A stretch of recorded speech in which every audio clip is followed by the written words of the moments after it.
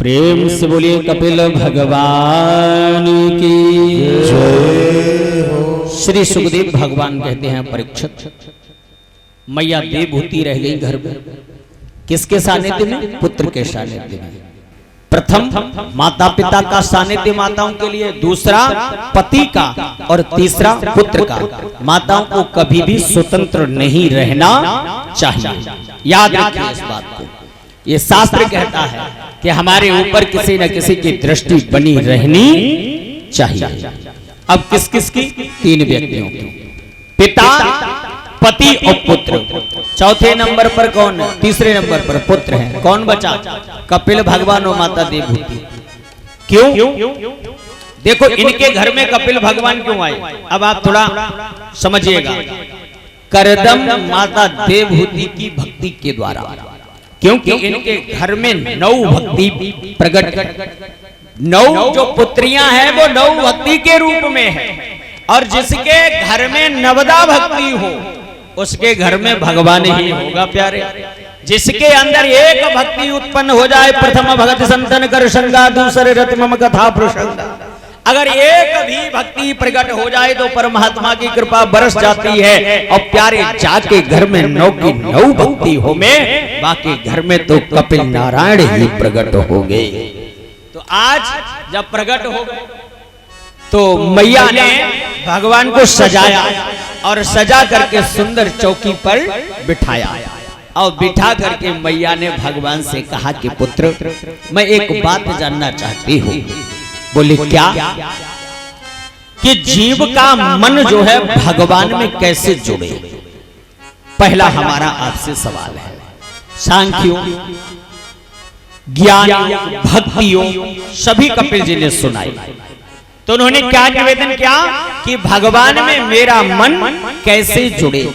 ये जो मन है ये बड़ा ढीठ है, ये मन बड़ा दुष्ट है। इस मन को भगवान में जोड़ना बड़ा कठिन है। देखो आपको एक बात और बता दूं, ये जो मन है ना, इस मन से न तो बैर अच्छा और न ही इस मन से मित्रता अच्छी। इससे तो न बैर अच्छा न दोस्ती अच्छी। इससे तो बराबर अपनी बुद्धि विवेक से काम लेते रहिए। ध्यान रखिएगा।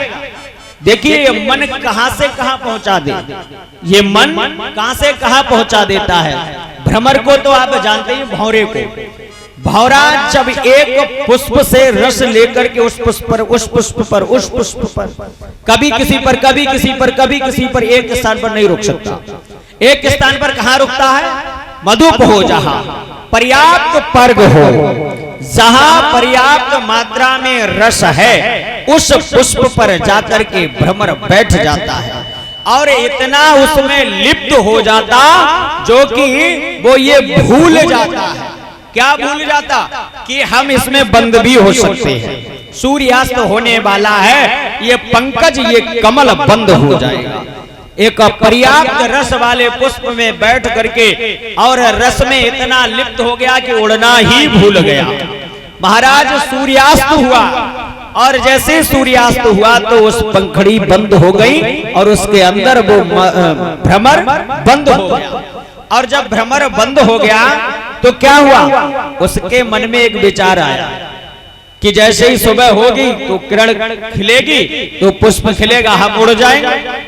अब हुआ क्या कि उड़ तो नहीं पाए कि रात्रि में एक हाथियों का झुंड आया और उसने आकर के उस पुष्प को तोड़ लिया और तोड़ करके फेंक दिया, पैरों तले कुचल डाला। उस मन के विषय के भोग में लिप्त होने के कारण मन के द्वारा भ्रमर को मरना पड़ गया।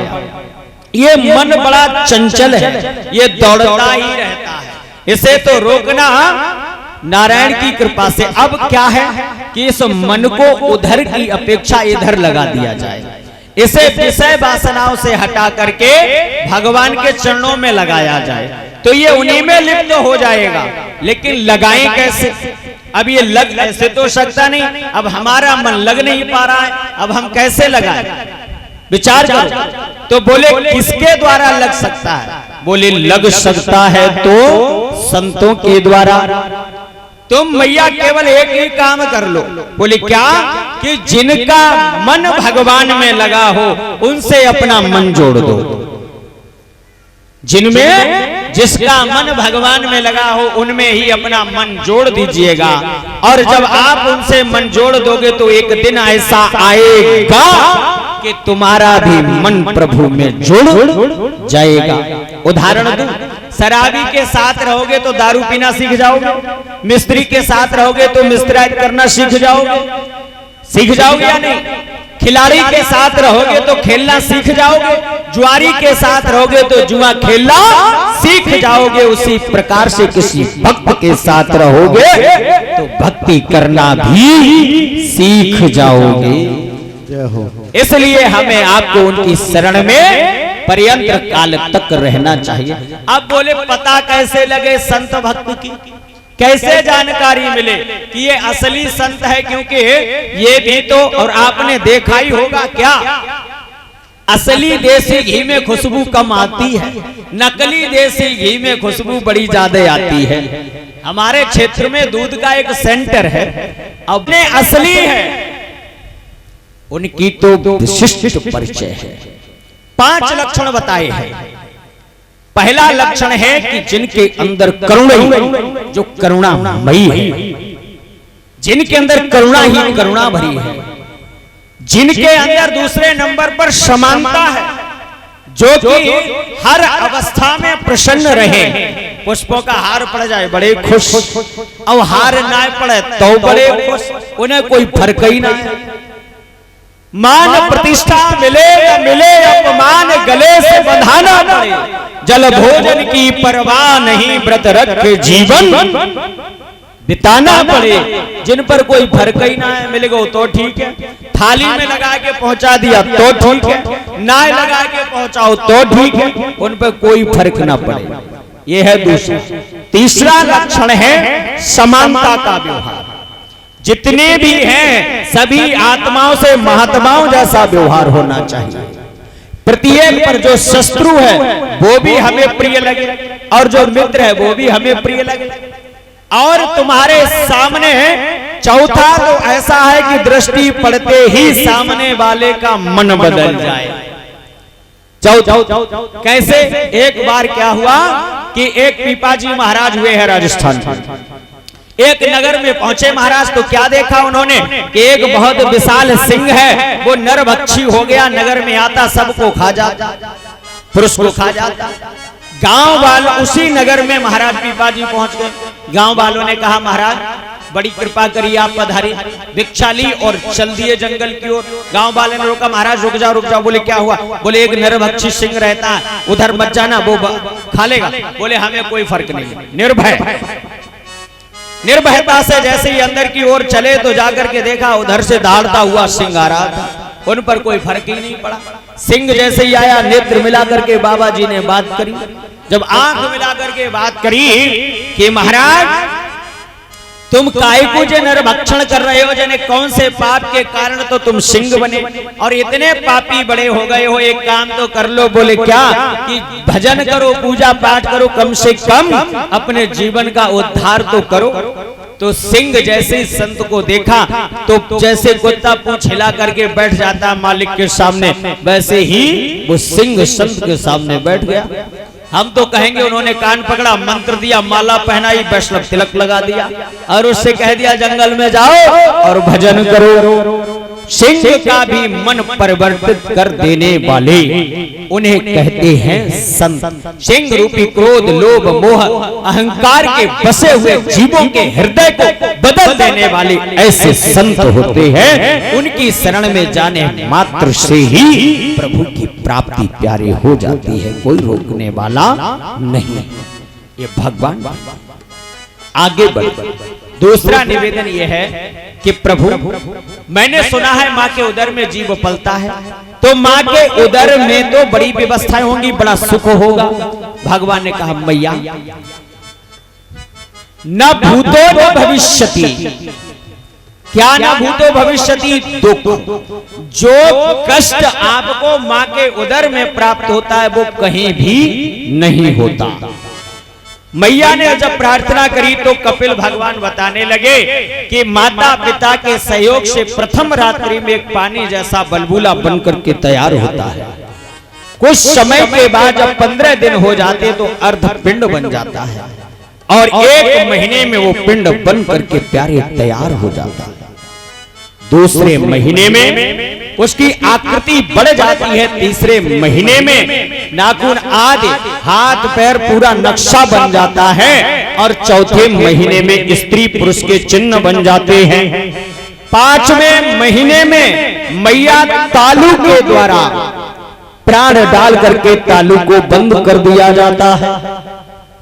उस समय माता पिता को बहुत ही संयम से रहना चाहिए और उस समय माता पिता को भजन कीर्तन और भगवान के चरित्रों का श्रवण मनन करना चाहिए। उस समय बहुत ही बड़ी तपस्या है।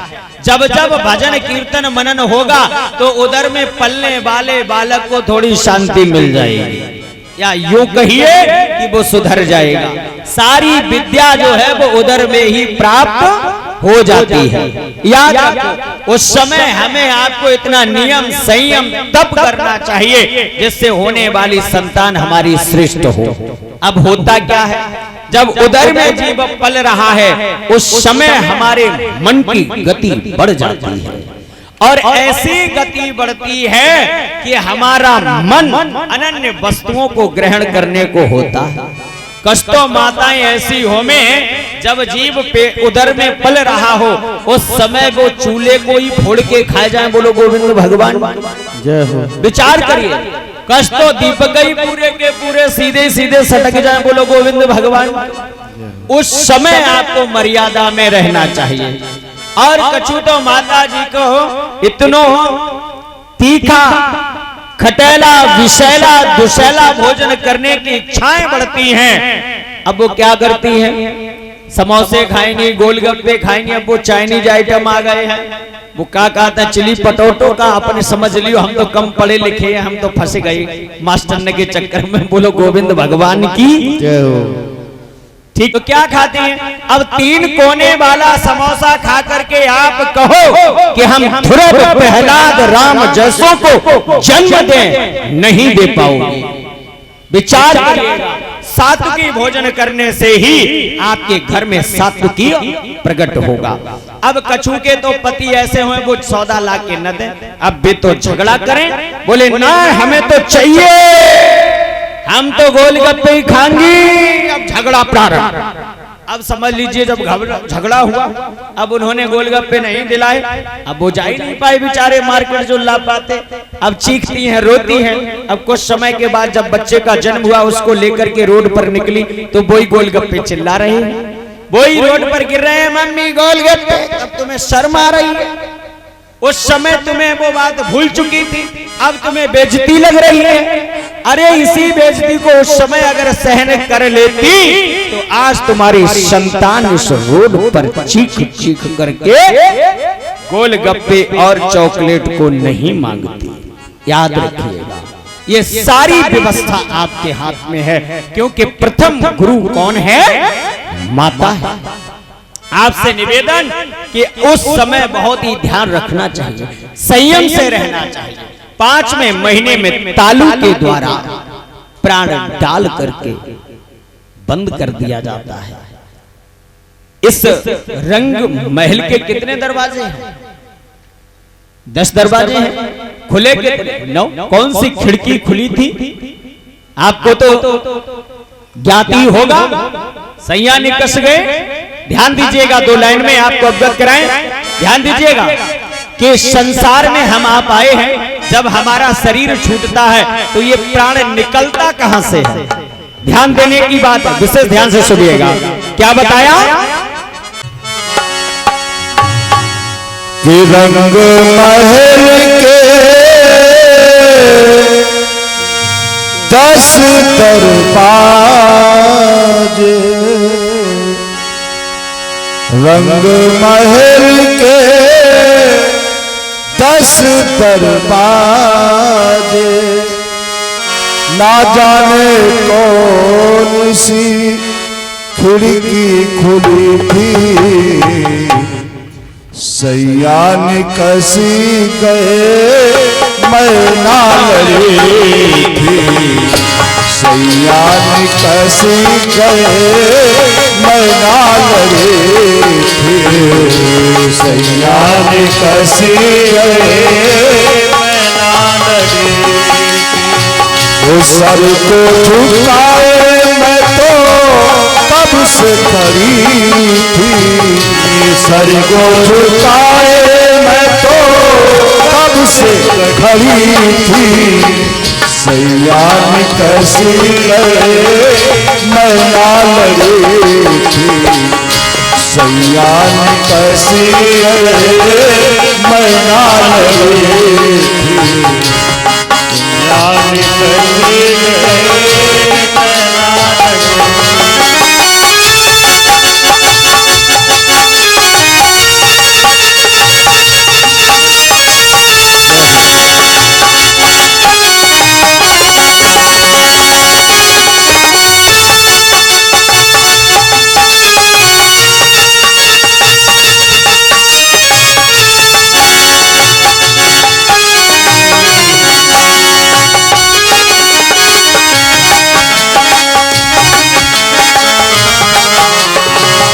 थी। सैया निकसी गए मैं ना लड़ी थी, सैया निकसी गए मैं ना लड़ी थी। पिया कौन गली गए श्याम, कौन गली गए मोरी सुध लाएगी हाय पिया, कौन गली गए श्याम, पिया कौन गली गए श्याम, सैया निकसी गए मैं ना लड़ी थी, सैया निकसी गए मैं ना लड़ी। अंग मेरे कहने प्यासी उमरिया, अंग मेरे कहने प्यासी उमरिया, अंग मेरे कहने प्यासी उमरिया, अंग मेरे कहने प्यासी उमरिया, जो पल हो गई मैं बिन संवरिया, अंग मेरे कहने प्यासी उमरिया, जो पल हो गई मैं बिन संवरिया, और हाथों में मेरे मेहंदी लगी थी, हाथों में मेहंदी लगी थी, मेहंदी में मेरे आंसू की लड़ी थी, सैया निकसी गए मैं ना लड़ी थी, सैया निकसी गए मैं ना लड़ी थी। पिया कौन गली गए श्याम, पिया कौन गली गए श्याम, पिया कौन गली गए श्याम, मोरी सुध लाएगी हाय पिया, तोड़ मारा कौन गली गए श्याम, पिया कौन गली गए श्याम, पिया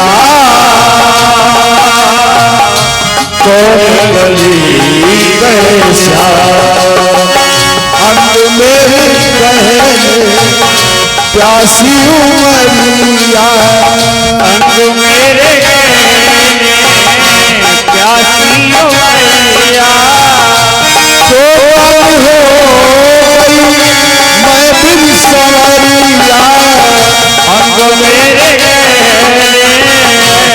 मैया की उमरिया जोवन हो गई मैं दिल संवरिया और हाथों में मेहंदी लगी थी हाथों में